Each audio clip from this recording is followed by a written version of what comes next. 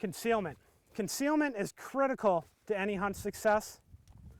More hunts have been ruined or have been limited by lack of concealment than any other factor, in my opinion.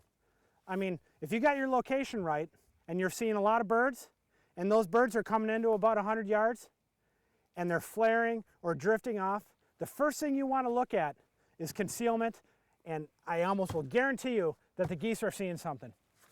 Here's typically the type of blind that I hunt out of. It's a layout blind. Now, if you just grab this blind and lay it in the field like this, it's horrible. It's worse than no blind at all. I mean, this thing just sticks out like a sore thumb.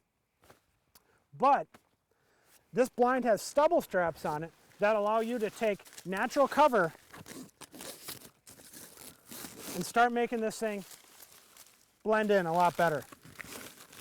Now, one thing I forgot to mention is when you first buy your blind, what you want to do is take a 5-gallon pail, fill it up about 1/3 of the way with some nice black dirt from a field, fill it up with water and mix it up so you got yourself like a mud paste.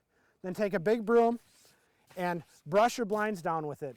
It's typically called mudding your blind. What that'll do is it'll knock the glare off of your blind, and that's going to come on any of the blinds that are out there now. They all have a little bit of glare when you first buy them, but if you put mud all over them, it'll start blending in a lot better.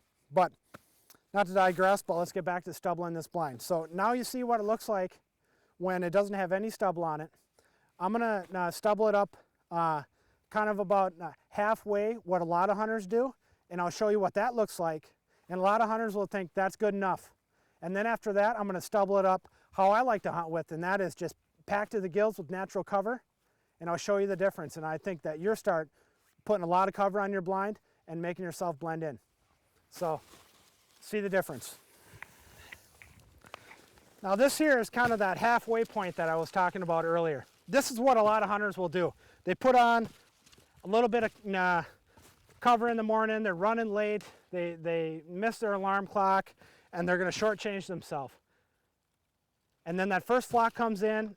Sometimes them early flocks finish really well, and then once it gets daylight out, they can't figure out why those geese aren't finishing, and it's because their blinds are just not camouflaged enough. You just cannot get covered up enough.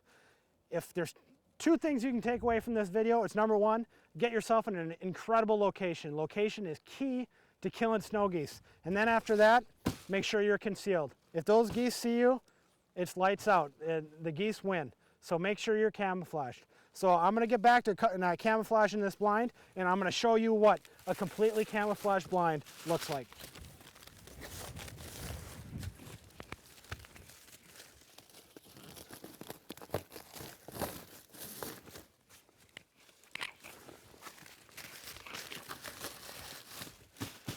I think that's it. This is what you would call a completely concealed blind. If you start doing this on your next hunt, making sure to pay careful attention to these top portions, I guarantee you, you'll start killing more snow geese. But we can go one step further, and that is start putting some decoys up around your blind. Now this will break up your blind even more. You got yourself a decoy there. Put yourself another decoy here.